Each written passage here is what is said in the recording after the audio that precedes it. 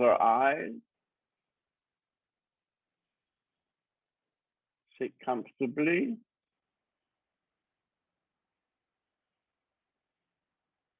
Look inside.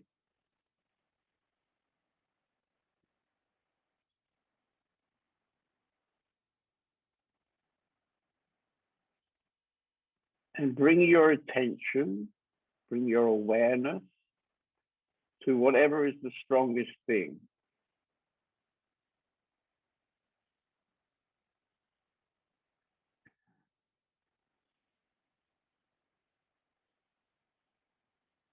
Can be thoughts, can be an emotion, it could be a body sensation. Indeed, it could be simply silence. So bring your attention to the strongest and don't try to change it. Simply accept whatever is happening.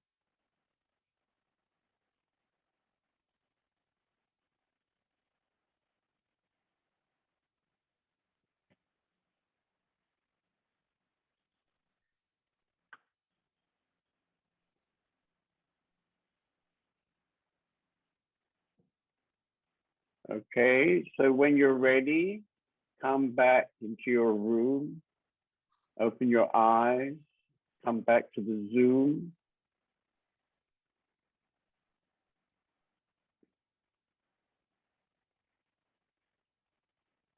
So I'd like to ask somebody to share what happened during the meditation.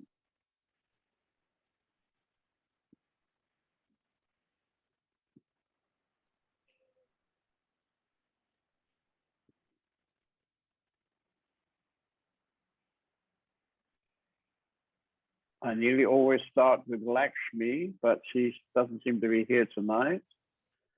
So is Parvati there? Yeah, Parvati. Would you like to start?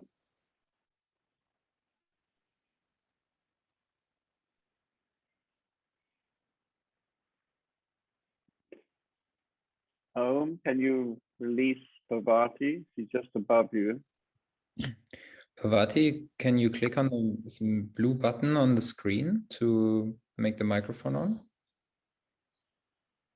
Yeah. No? Okay.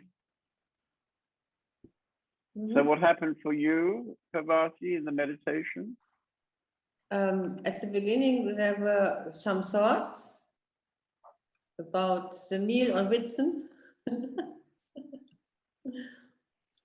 But they disappeared then quite soon. And then the heart area becomes very open and wide and beautiful, and happiness appears. So to share this room with you together and all the others, this was so happiness. So Right.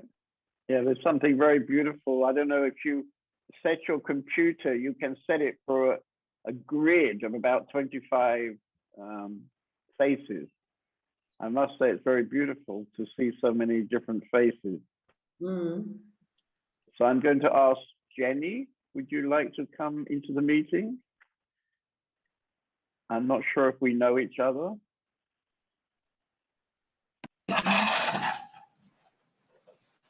Okay. Hello, can you hear me? Yes, we hear you. Yeah. Hello. I'm not sure. Did we meet before? Yes, I was in the Open Sky House for voluntariat. Ah, okay, good. I think it's three years ago. I was there with Lila, this little daughter. Ah, okay, very good. So I don't remember you from 3 years ago, I'm afraid, but I'm happy that you remember us. Yeah, of course.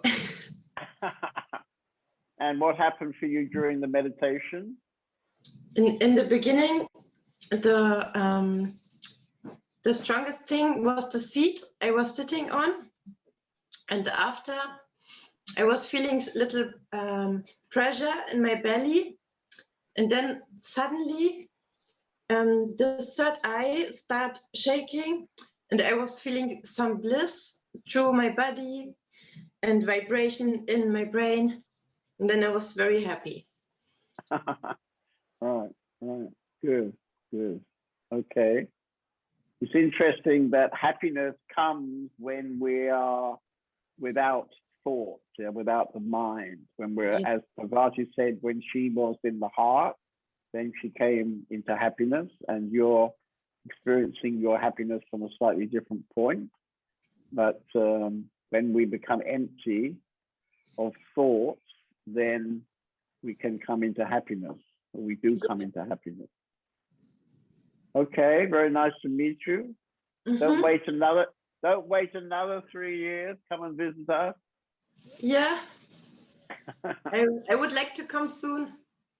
Okay, always welcome. Bring your daughter. How old is your daughter? She's 7. 7. You want to Ah. Hello? Lila, willst du kurz Hallo sagen? Komm mal her.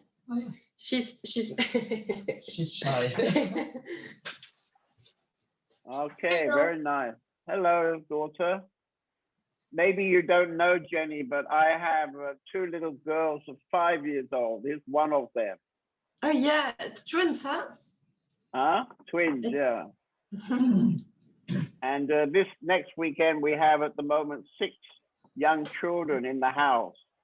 Wow, So next weekend.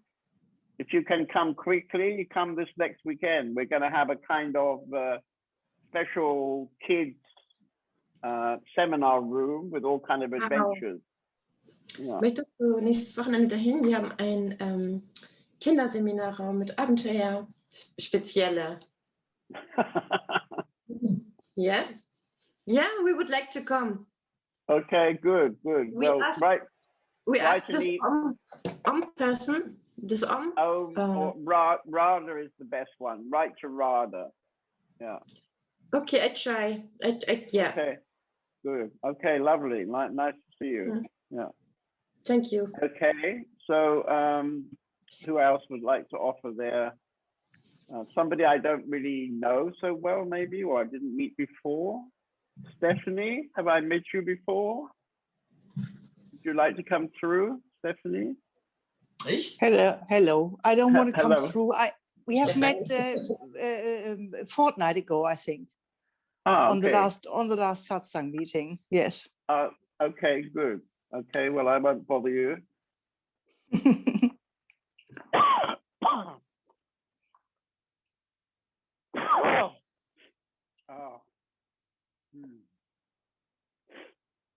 Seems I've got a cold. By the way, you'll be pleased to know I've been vaccinated. So even if I'm coughing, I can't give you the virus tonight. Ha, ha, ha. Okay, somebody else like to share that I don't know so well? Do I know you, Danny? I think we met before, but we don't know each other, I think. Would you like to share something? If you click on the... Yeah, hello. Hello. Yeah, until now we just met here in that Zoom meeting, during the Zoom meeting. Yeah. Okay, that's okay. Yeah, and the meditation was at the beginning very, there were many thoughts again. And the second time I went deeper, I realized some blockages in my body. So some, right. Yeah. And the third time, then I went a bit deeper and stillness came. Ah, good. Yeah. Good. Yeah. That's very good experience because we only spent really 10 minutes being quiet, so that's not so long. Okay, well, somebody else who I don't know so well. I think I've talked to Petra before, but as she's up in the clouds, we should maybe ask her to communicate. You're a bit like the goddess, you know, you're wearing a white dress and you're floating up in a big cloud.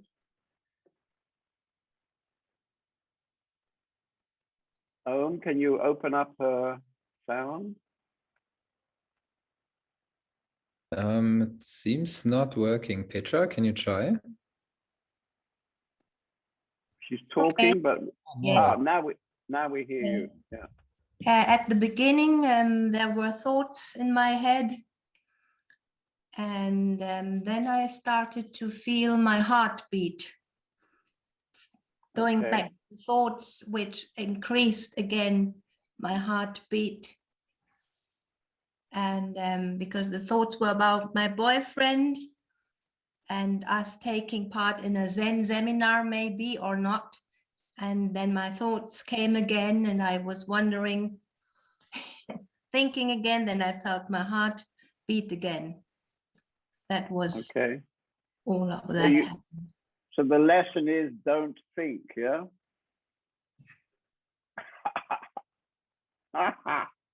So you're obviously a Zen lady. So, you know, the whole point of Zen is to sit on one of those rather uncomfortable black cushions, face the wall, and not think.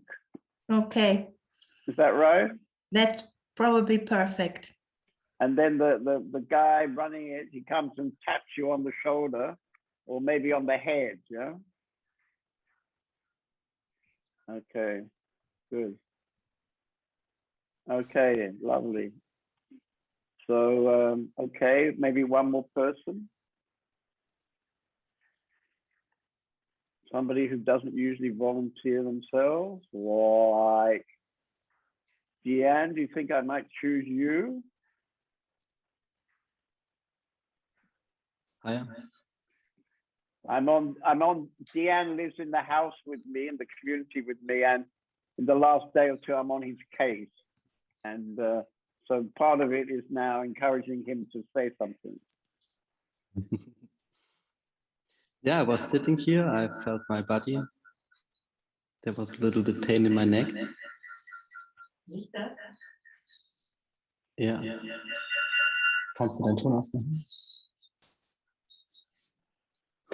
And yeah, but it became very peaceful in the end. Good, good, okay. So fine. So those of you who've been on the recent Zoom meetings know that I've been encouraged to make a bit more effort.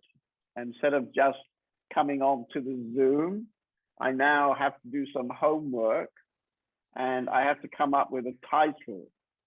So this week it's Suppressing Our Mechanism, Suppressing Our Mechanism. And if you're interested to read the text that I'm going to read now, you can find it on my blog. So if you go to the John David International website and you look for my blog, I hope in every language we have the recent text which I've been using for these Zoom meetings. This is now the fourth meeting where I've read a text and talked about the text. And I'm advised that this is much more interesting. So very good, very good. I say the same things, but it kind of looks more organized. So actually the paragraph I'm going to read is from another satsang teacher called Isaac Shapiro. Some of you may know him. He travels through Europe. And I interviewed him, and during the interview, he made this statement. I would say that seeing of our nature is like the first step in an ongoing process that reveals everything that's been suppressed or been jumped over. And in that process, it's really a fire. But ultimately, the fire is not for any person. It's actually for the benefit of all beings. So just to be available to that fire and to be in the inquiry allows those mechanisms that have been playing for generations to come to peace. And that literally benefits all beings. This is a gift that keeps on giving. It never stops. And I can see you'll be busy with this till the last breath. It's just a yes. So this is actually very beautiful because we may not all be aware, but unfortunately, down through the generations, we have acquired a kind of programming.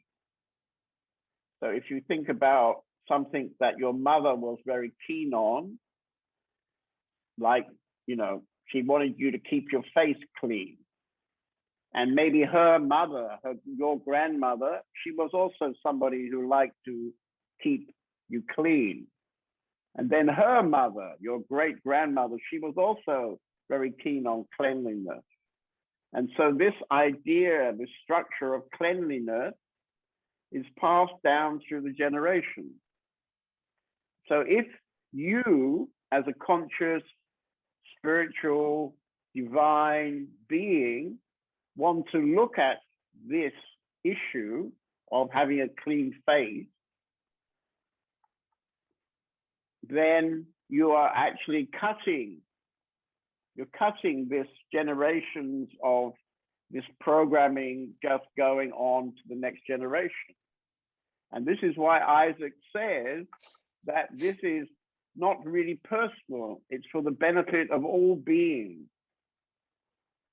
So tonight we've got Spanish people, Italian people, Ukrainian people, German people, some other nationalities, I'm not sure. We have a Dutch lady, and so on. So we have quite a few different nationalities. And if you're really honest, you can see that in each of these nationalities, there are certain characteristics. So I'm English, and English people are very careful to do the right thing. You know, we often say sorry, I'm sorry. And what they mean is I've done something which is not the right thing. In Germany, I've been living now for about 20 years in Germany. And in Germany, of course, everybody is trying to be perfect. And in the last year, because of the virus, I mean, this is really rampant. I remember earlier in the year, I was doing a rehab and I would go to a gym. And there were many other German people in this gym. And the idea was that you would go onto a piece of apparatus. And when you'd finished, you had to get a cloth with some special stuff on it and clean the apparatus where you'd been sitting and where you'd been holding, you know? And being English, I never did it. I never did it. And being German, everybody else was doing it, you know? I was very impressed. I thought, wow, that's really nice. Really nice, but I'm not going to do it. I'm not interested because I don't have any fear about the virus. And so why should I do it, you know? So I didn't do it because I'm a bad boy. But of course, the Germans being all very perfect, and they're probably watching each other because part of being perfect in Germany is that you also are kind of amateur policeman. You want to make sure everybody else is being perfect. So this is the sort of mechanism of Germany, right? And then, of course, in Russia, the Russians, of course, have been under the organization of the Soviets for many generations. And so they have very particular mechanisms, very common to all the people I meet in Ukraine, you know. And one of their characteristics is postponement. So they never do it now.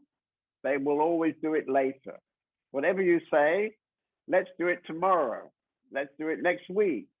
Never now. It's always later, for example.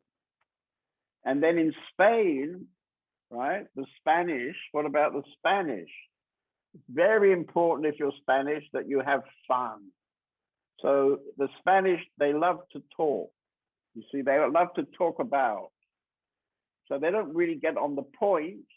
They like to talk about, you know, have a kind of social interaction, which can go on for a very long time about almost nothing. So anyway, you probably all say, no, no, no, what you're saying, John David, is not true. And of course, in a way, it's not true what I'm saying.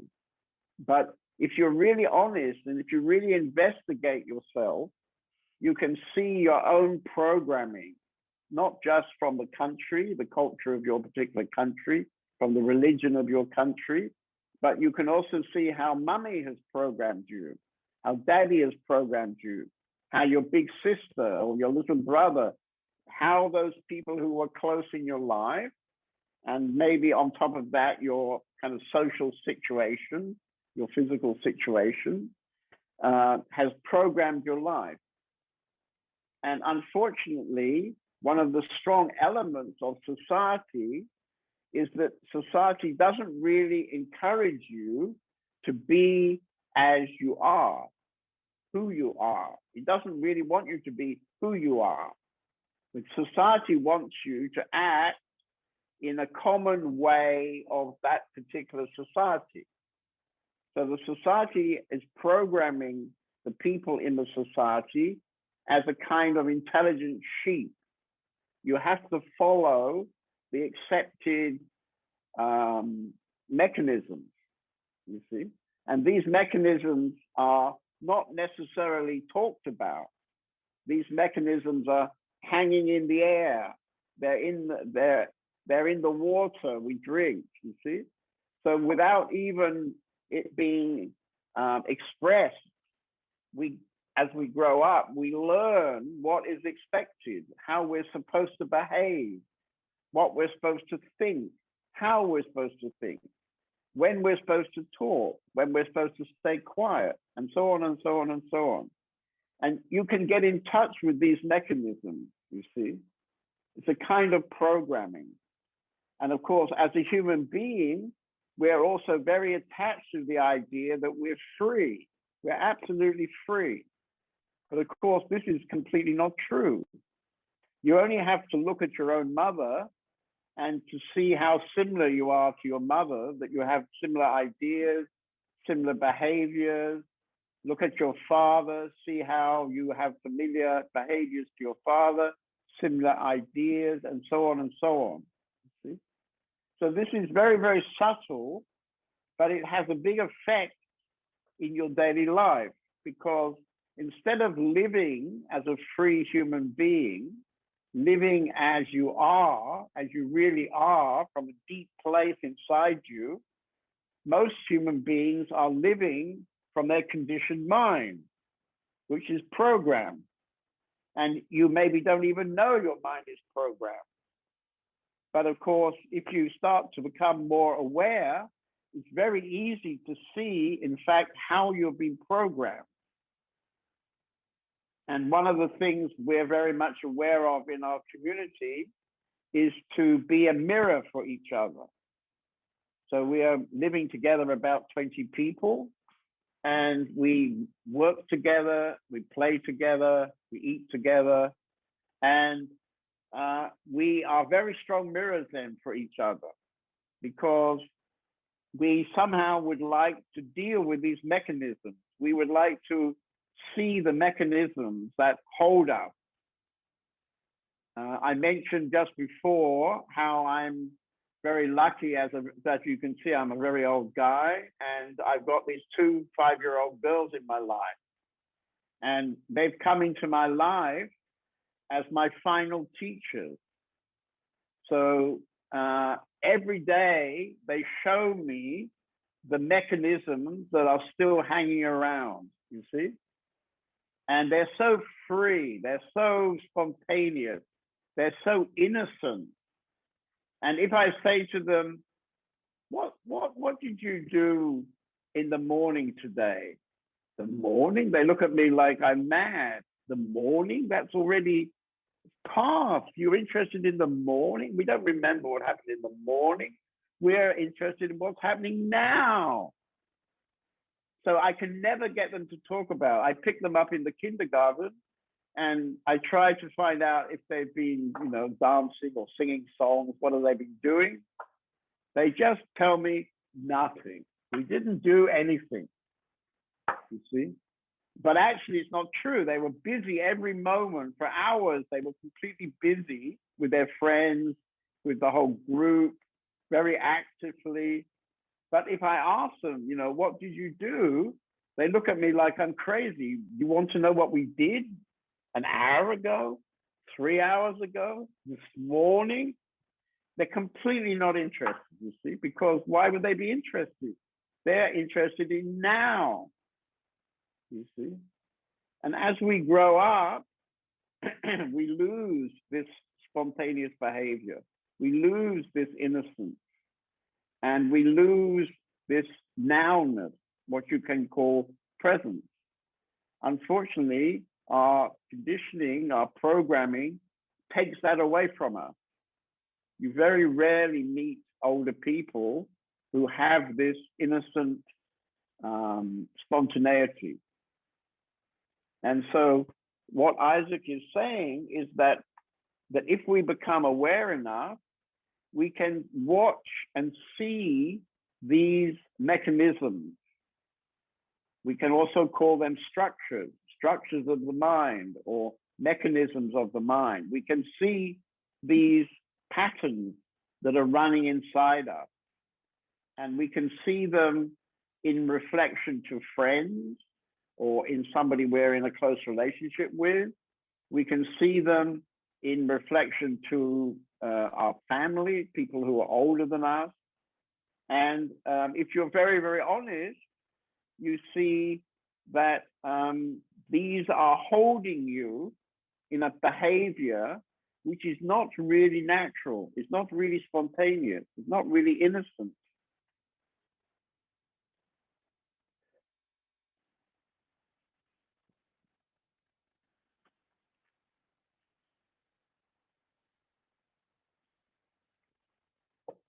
So I'd like now to read the other text. So this is from Krishna Das. I think many of you will know Krishna Das. He's an American mantra singer, very beautiful man who spent a lot of time when he was in his 20s living in India with his spiritual master. He was called Neem Karoli Baba. And there was a group, maybe about 20 Americans, living in a small ashram in the foothills of the Himalayas with this guru, Neem Karoli Baba. He was a kind of extraordinary man who lived under a blanket. So he was more or less naked and he lived with a blanket around him. And apparently he didn't really do anything, but he was super aware of everybody's mind, everybody's actions. And when you sat with him, you could feel this enormous love, as if you were sitting with a kind of nuclear reactor.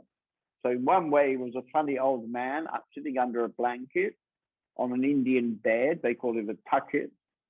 But in another way, he was the center of the universe, you can say.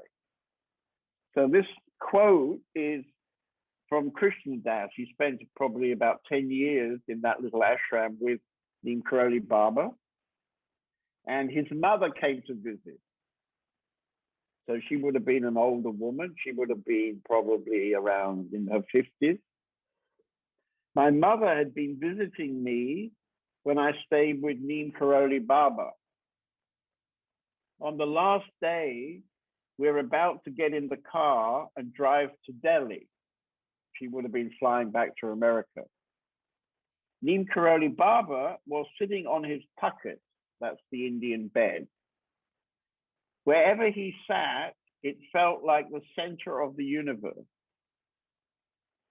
She turned, looked back into the temple, broke down sobbing uncontrollably. I had to lift her into the car. because she couldn't move. She was crying and crying.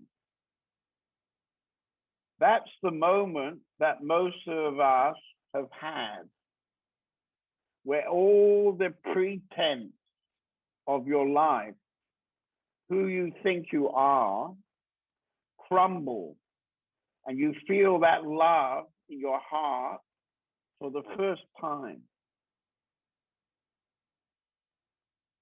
So Krishna Das has caught a very, very beautiful moment, and this quotation goes with the first quotation about the mechanism, you see. So that mother, you can imagine an American woman, maybe 55 years old, completely programmed by the society in America and completely programmed by her own mother, coming to India to meet her son and staying in this funny little ashram, maybe sitting with this strange guru who was sitting there under a blanket. Can you imagine? Under a blanket. He had a shaven head and he was sitting there under a blanket, and he would occasionally throw apples to the people in front of him. And so these people who were sitting in front of him were completely loving this funny old man. So I could imagine for most of the time she was in the ashram, she would have been sitting there with all kind of ideas about her son. You know, how can my son come here? This is ridiculous. What is this old man doing? Who is he anyway? And is he corrupting my son? And blah, blah, blah. Yeah. All kind of strange thoughts she would have been having, because there would have been a clash, enormous cultural clash, of course. And then in the last moment, when she was about to get in a taxi and leave, she looked back into this small ashram and saw probably Neem Karoli Baba sitting there. And suddenly it was like the dam broke, you know, the dam broke. And suddenly there's like a rush of energy, and all this years of bullshit, all these mechanisms, all these structures in her mind about the right behavior and saying the right thing and being correct, you know, and washing your car on Sunday afternoon and cutting the grass, you know, eating hamburgers, whatever it is, you know, in America, being absolutely correct as a 55-year-old lady, right? And she looks down in this very simple man sitting on this bed with this adoring crowd of people around him, and something happens, you see. Somehow there's a recognition inside her. Somehow in that moment, she recognizes something. Probably she couldn't tell you what she recognizes. It's not something she can verbalize, you see. It's something that is like a direct input deep inside her to her own being, see, to her own being.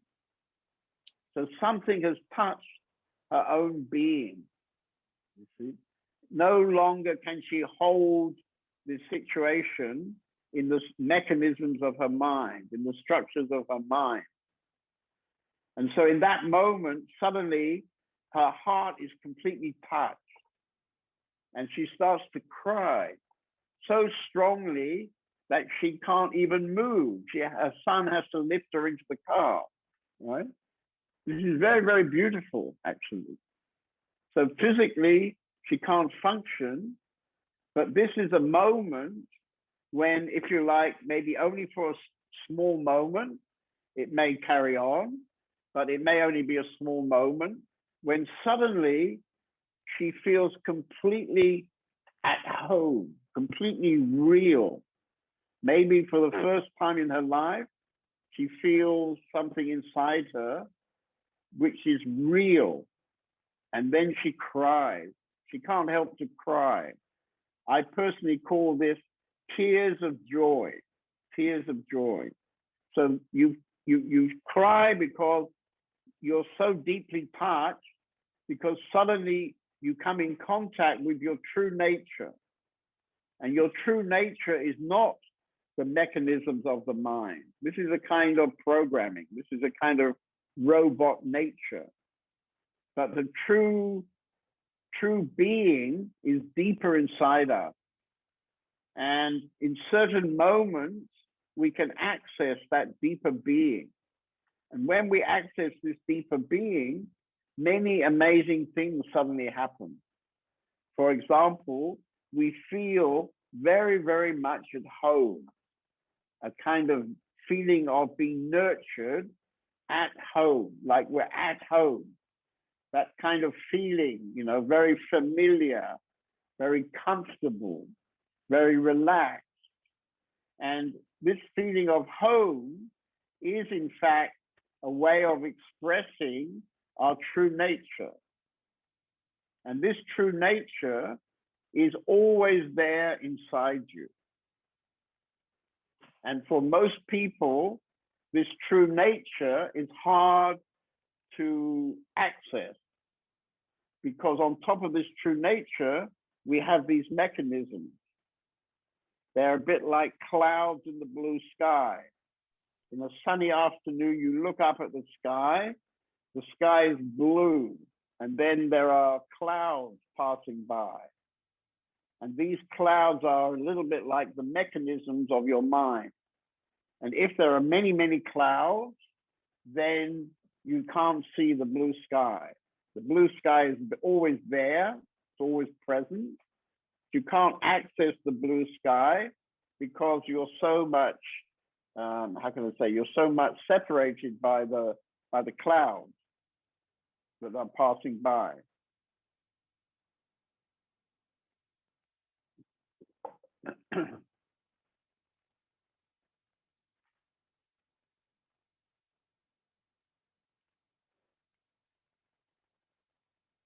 So for example, the other day I was doing a one-on-one session with somebody through Zoom, but she's not here tonight. And this woman is apparently very successful. She has a successful business. She has 2 children. And she has a partner who she's been living with for 17 years. She has a young lover on the side. And she's completely, her life completely doesn't work. So in terms of success, she has everything. You know, she has money, she can travel, she's very successful in her business. She has hundreds of people, she told me thousands of people working for her business. And she's completely unhappy, completely stressed, you see. So at the end of an hour and a half talk, I challenged her. I said, you know, I can destroy your life.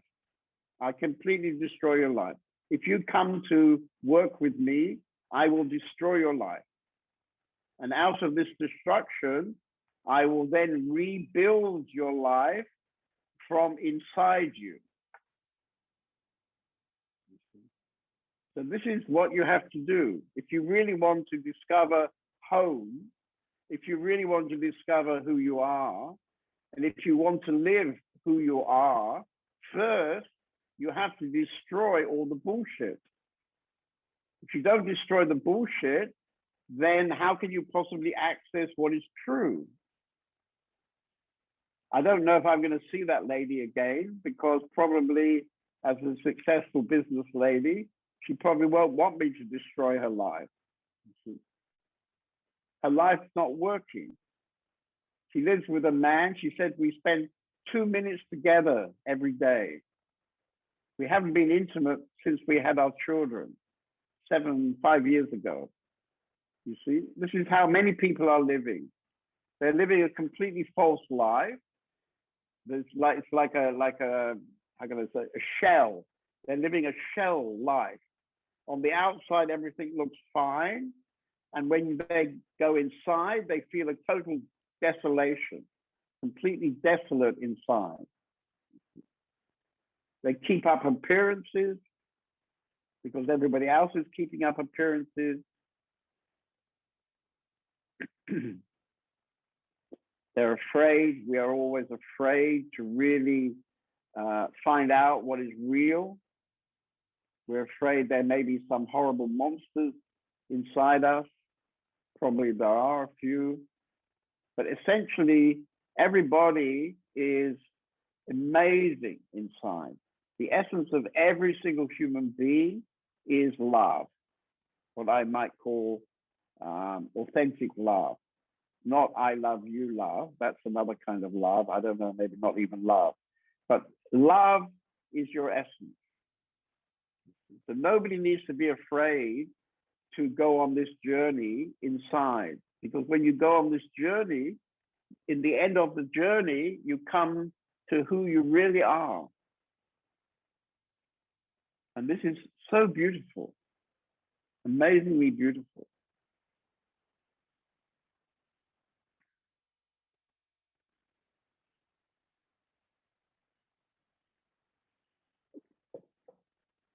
So I think I stop, and we have time for some dialogue. Anybody would like to respond?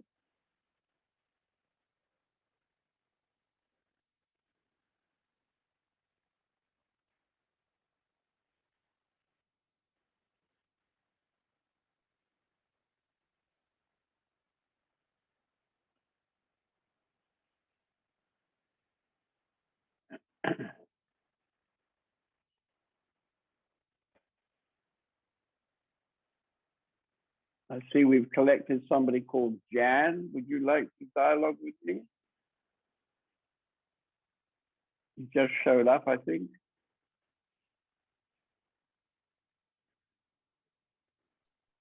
Yes, of course, I would like to. We've met Do you hear before, me? I think. Do you hear Have me? we? Yeah, we hear you. Yeah, yeah.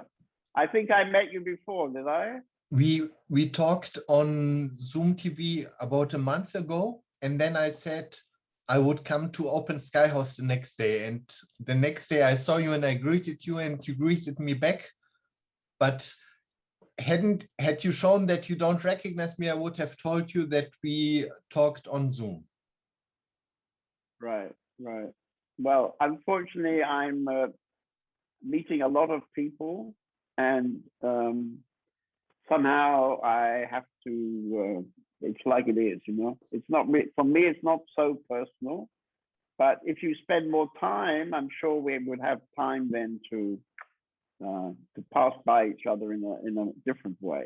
You know? Mm-hmm. I think. Am I right in thinking you had been with Owen Parkin?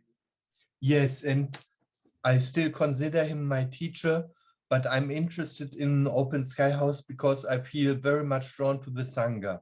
And of course to you as well, but not in a way that says, Om is wrong, you are right, Om is wrong or something. Yeah, well, I don't think Om is right, and I mean, I don't think Om is wrong. I mean, we just express things a bit differently, you know, but essentially, as far as I can understand, we have the same teaching, you know. And every teacher, of course, is expressing in his own particular way. Yeah. Okay, so do you have something to comment on what I was speaking? Did you hear what I was saying about mechanisms? I heard I came, as you said, later, and I just heard the last 3 minutes or so, but basically you say, what I've heard is that we live a false life, and it was so the words were we live a false life, and if we destroy that, then we will be who we are. But it was beautiful to see it in the mirrors of everyone. While you were talking, I saw the faces of everyone, and this resembled to me also the way your form is, that you are very direct, you are very connected to everyone. You don't make a big fuss. Oh, I'm sorry to hear that I don't make a big fuss. I'm trying to make a big fuss. I'm offering to destroy their lives, you know? Can I make a bigger fuss than that? In that sense, of course, yes. I mean, all these people are I mean, look at this girl, Jenny. She's got her mother there and her daughter, 3 generations, you see? Hmm. And I'd be very happy to destroy all 3 generations at the same moment. You see? So, I mean, I'm pretty direct, I think. Maximum trouble I am, I hope.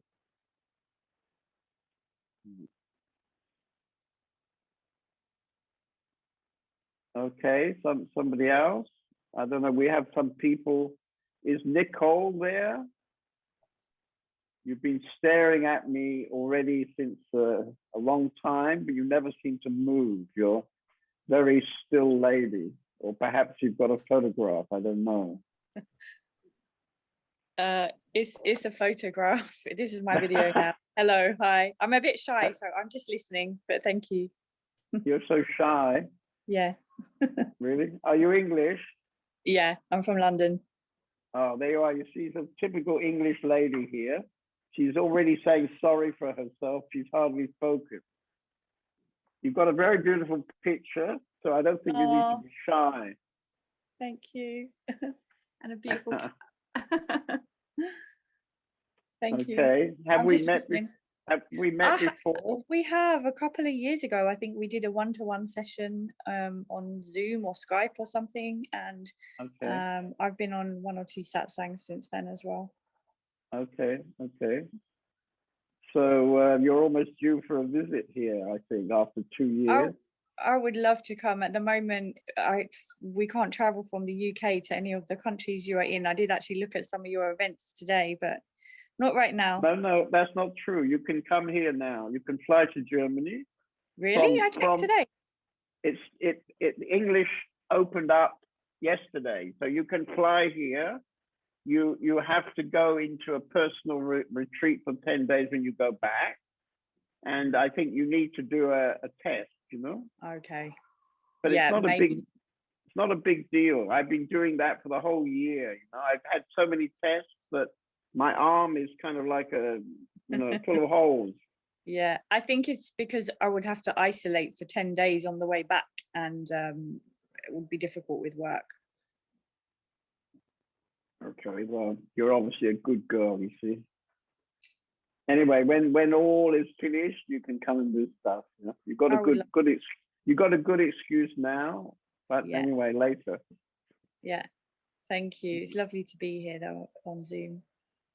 Do you have something to say about this thing of mechanisms? No, I was really interested actually in the reason why I joined today was the quote that was in the email. You read it out at the beginning of the Zoom. About the fire and everything coming to life. That's been my experience, so it's really interesting to read that. Yeah, we have to kind of burn up all this programming, in order to be free. Yeah. And if you've been going to satsang for some time, then probably in your own life you are trying to be aware, trying to look what's going on inside you. And as you really see and understand what's there, then those things will disappear. So it's a kind of burning up process, you can say. Yeah, but they really come on strong, don't they, before they burn? That's my experience. That's right. Yes, I think that's true. Yeah. Good. Yeah. Thank you. Okay. Nice to talk to you again after 3 years. Thank you. Okay, I'm glad I got you to appear in person. Yeah. Thank you. Okay. But can you see your Englishness? Do I see my Englishness? Yeah, because you had a photo, very beautiful photo. You look very lovely. And then you came on and you still look very lovely, a bit more there's a little bit of movement now, but you still look lovely. And then you were saying, oh, well, I'm very shy. That's why I put my picture. Yeah. You see? So this is the English. I'm English, so I know this structure, I tell you a funny story. I used to work in the middle of London. I used to live Primrose Hill, and I used to take the Nice. tube, you know, from Chalk Farm. Yeah. And I remember one morning I came into the tube and it was very crowded. And I found myself standing next to a very big man, and he was wearing big boots, you know. And without realizing, I stamped on his foot very hard, which seemed like hard on his foot, yeah. And before I had time, he said to me, "Sorry." You see, he told me sorry, but I stood on his foot. I do You that all see? the time. this And is I get annoyed with myself after, thinking, why did Yeah, I this is- apologize? I didn't do anything. But can you imagine the whole of England is programmed with this sorry? You know, it's very Absolutely. funny, really. Absolutely. I actually have a friend who's Greek, and I was in Greece with her, and she bought something from a shop and she didn't say thank you at the end, and we was having this discussion actually. And I said, oh, I would find that so rude to just, you know, pay for my things and not say thank you. And she said, but why am I saying thank you? I'm buying the service. I gave them my money. Why do I need to say thank you? They're just doing their job. Why do I need to thank them? It's really interesting conversation. Yeah. Right. Well, as I was talking earlier, you know, every nationality has these particular mechanisms, cultural mechanisms. Mhm. I didn't bring the French in because I don't think we've got any French tonight, but I mean, they have lots of good stuff that we could joke about. Yeah. Yeah, definitely. Okay. So somebody else. So thank you. And maybe somebody else would like to come into this mechanism. Hang out your mechanism.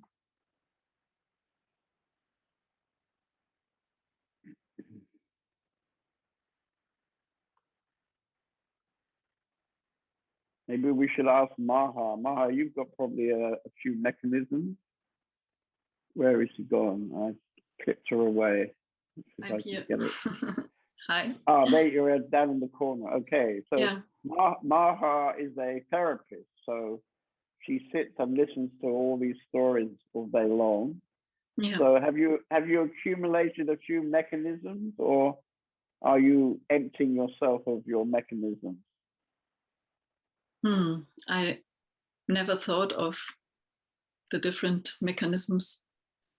No? So Don't you remember that moment when you played the violin in our band?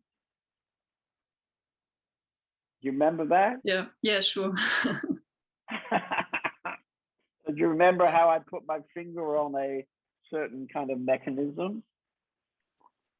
Yeah. You remember? Mm-hmm. And there's nothing wrong, but you were wearing a very kind of formal dress. You were standing a little bit tightly, you could say, and you were playing the violin as if the, you know, holding it, it was rather hot in your hand or something, you know?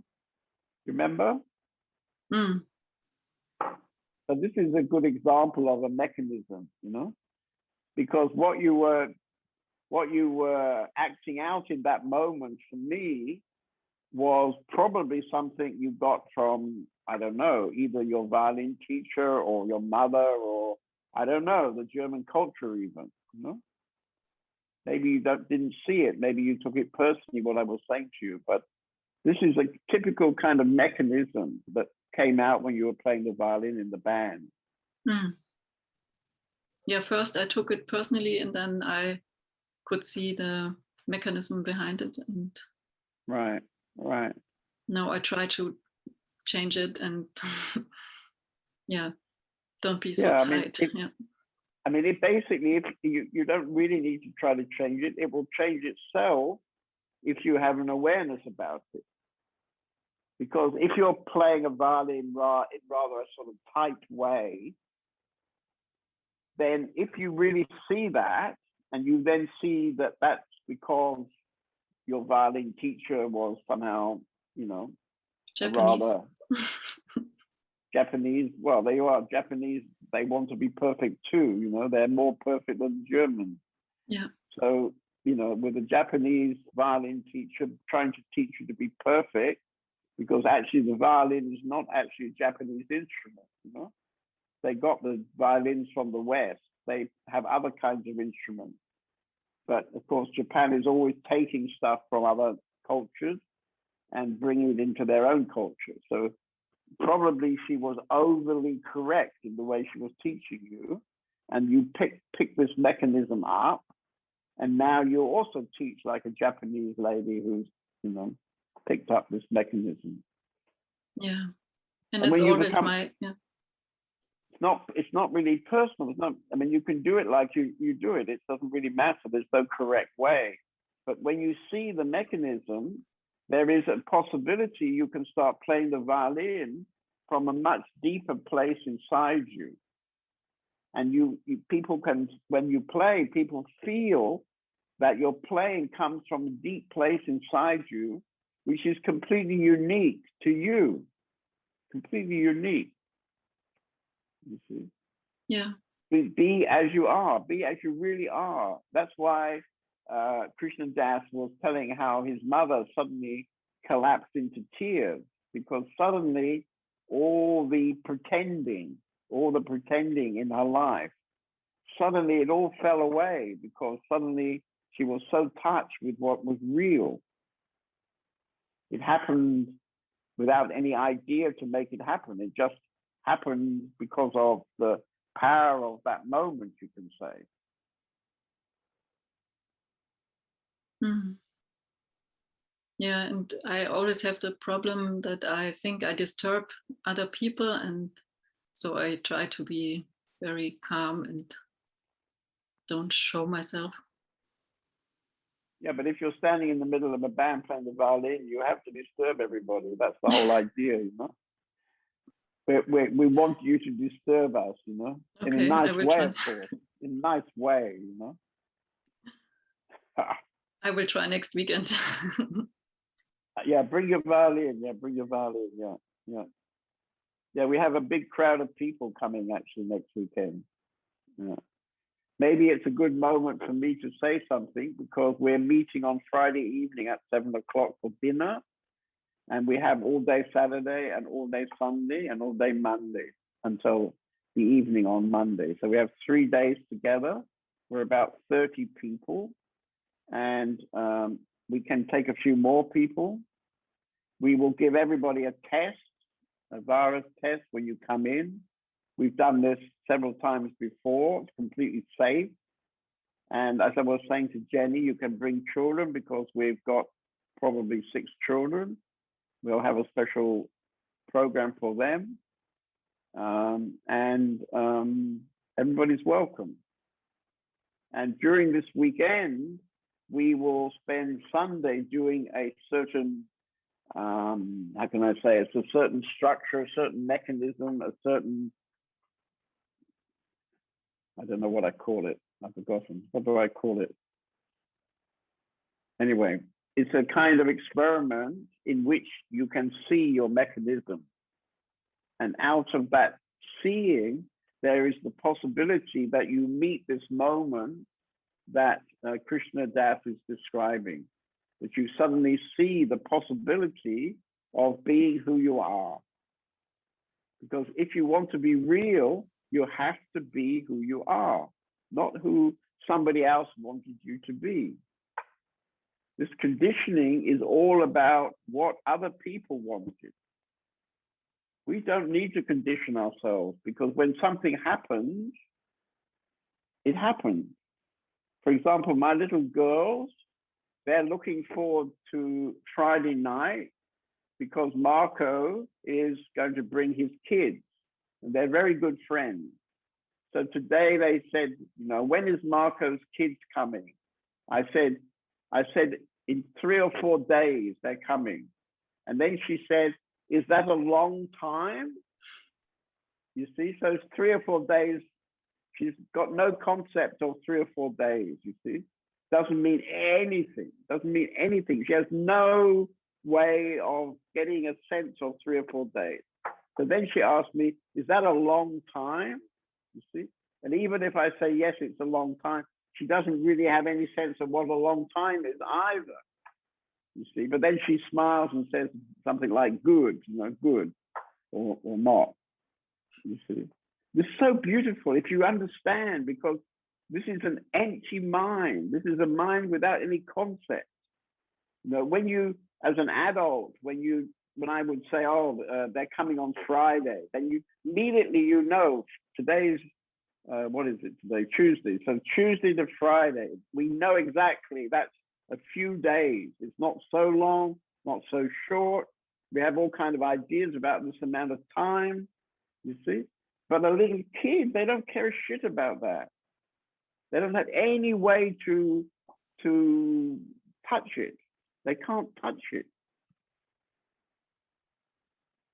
It's a beautiful way to live, actually.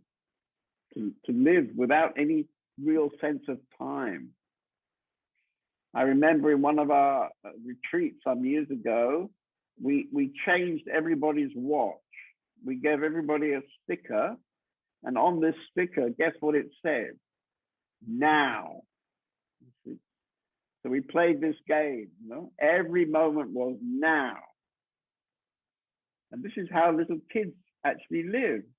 They live all the time in now. They don't care a shit about what happened this morning. They don't care a shit what's going to happen tomorrow. They're interested in now. Beautiful. Do an experiment, you know. Put a little sticker on your watch saying now. Every time you look at it, you're like, you know, oh, now, oh, now, oh.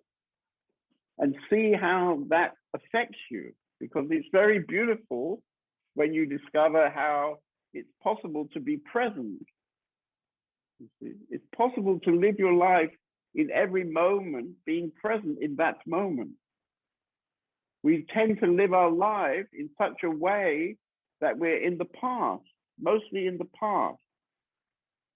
So we apparently are sitting here, but we're actually in the past. Some people live all the time in the future because they have fear. I don't know if she's still here. Yes, I can see her. We have a lady from Holland, and she's always in the future. She's totally afraid that in the future, some terrible thing's going to happen, you see. So she lives constantly in this mechanism of fear. Horrible, horrible. Poor woman. Sorry for her.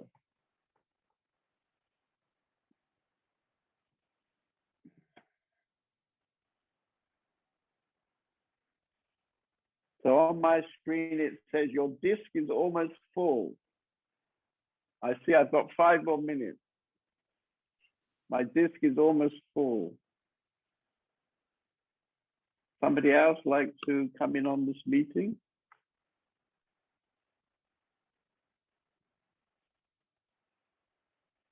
By the way, can you see these paintings behind me? The lady who runs our art gallery, she was just in Vienna in the last 2 days, and she's brought back some new paintings from a Russian artist who lives in Vienna. Maybe you can't really see them so well, but they're very lovely paintings.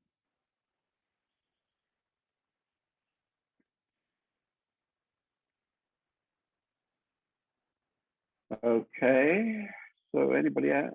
Okay, Jenny, don't you want to say something? Okay, can you open up Jenny's sound? Hello, can you hear me? Hello, yeah. Yeah, I have this confused feeling of always feel my true nature inside, bringing a lot of bliss. At the same time, I feel emotional blockage happening. And it's really confusing because if I focus this true nature, I'm so happy. And in the same time, I feel from the subconscious that there's something not right, that there's something, still some pain, but it's not really coming in the mind. It's more of a feeling, more just like in the emotional body or something. Right. Like in the mind, there's not so much happening. Mostly I'm singing in my head. And yeah, but this flow of bliss. You have your own personal spiritual master there, you know, 7 years old. Yeah, yeah. You can kind of surrender to her, you know, because she can she can allow, through her, you can allow this joy that you talk about, because what you're describing is that you have a very good possibility to connect to your true nature. You have it. Actually, everybody has it, but most people don't use it. Yes. But, you've got an open channel to your true nature, which may be because the last 8 years you've been busy with this little girl, and she's in a way a constant reminder of that possibility. So that's actually a great gift, I mean, it's just a beautiful gift to have a young child, and not to condition that child, because if you condition her, by the time she's 10, she'll be full of all kind of mechanisms again. Yeah. So it's a very share your joy with her. This is very beautiful, because this is your essence. And this emotional kind of like a cloud, maybe a cloud of emotion that says, oh, something is wrong, or something is not right, or I shouldn't do it like that. That's all you can say, this programming. This is a kind of, how can I say, this is a sort of shadow of the programming, where, somebody has told you, you shouldn't behave like that, or that's not the correct way, or, say thank you when you go to a shop or something, So there's all kinds of things which we've been told, which we heard, which we observe. It's all in the system. It's all in the mind. And so you feel this joy, you feel your joyfulness, your happiness from your own being. And then there's a kind of overlay, there's kind of shadow overlay of all the remnants of the mechanism. And so the important thing is that you can recognize what is the mechanism and what is your true nature, and always give your attention to your true nature, not to the mechanism. Oh, yeah. And if you give all your power and all your attention to your true nature, the mechanisms can't really grab you. They can't really take you, or they will at least anyway gradually lead you, you can say. Yeah. I am afraid that they are not leaving, that they go deeper in the subconscious. I don't know the English word for Verdrängung, that they hide inside if I don't bring them up. Yeah, well, the other thing, I don't know, where do you live in Germany, actually? Düsseldorf. Well, you live only 20 minutes from us, So, I mean, one thing you can consider is you come with your daughter sometime and you just spend a day in the house here. Yeah. Because here there is an energy, we have 20 people living together for 16 years. There's a certain energy here. And, if you want to live from your being, then it actually is a big help to get support of other people. Yeah, this would be so nice. Yeah, so you were here, you said 3 years ago. I mean, come on, you're 20 minutes away. Come here and spend time. Is it possible in Corona time to visit Open Sky House? Absolutely. We're having a weekend now with 30 people. When you come into the house, we'll give you a test. We have a test, virus test. We give you a test, and everybody in the house is already tested. And we've been doing this now for quite a long time. As this is a public meeting, I can't say too much, but we've been doing it for a longer time. So there's still this happenings, like on Wednesday a few years ago, there was, I don't remember how it was called, an energy darshan. Right, yeah. This is also happening every 2 weeks. Every 2 weeks. Yeah. But what I think would be good for you, because you have this ability to connect to somewhere deeper than your conditioned mind, just to come and spend a day or two. You can do a bit of cleaning, you can chop some vegetables, you can just be here, and you'll get a benefit from that. In fact, in the last few months, if you look, do you get our newsletter? Are you on our mailing list? You get a newsletter? Yeah. if you look on the recent newsletters, you can see a little film because we've had 3 children's weekends with 6 or 7 kids where they spend the whole weekend together playing with different things. You can bring your little girl, she'll love it. Yeah, If she wakes up. she sleep. It's okay, it's okay. Yeah. So you're 20 minutes away, you know, so that's, you know, you're very lucky. So that's the easy possibility for you. Yeah, I think we come this weekend.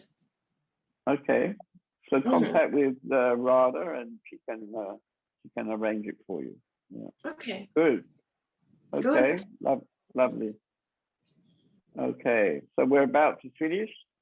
My hard disk is almost full, it says.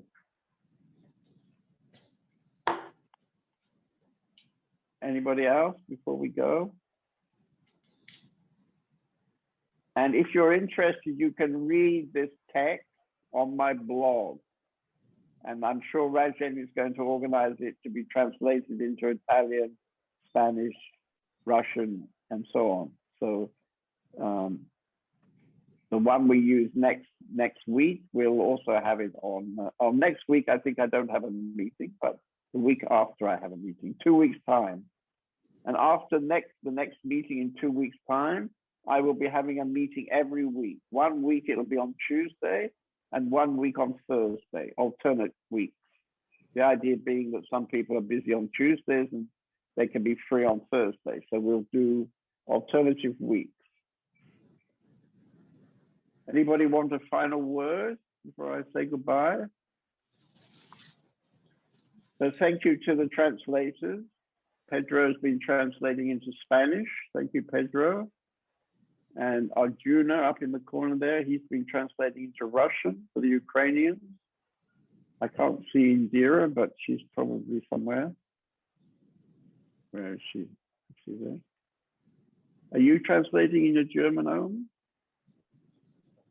No. Nobody. Everybody speaks English here. Ah, okay. We don't have a German. Oh well, Indira is anyway available, and then Marco. I can't see him right now. Marco is translating into Italian. Oh, he's there. Yeah, right. Good. Okay. So thank you very much. See you in 2 weeks.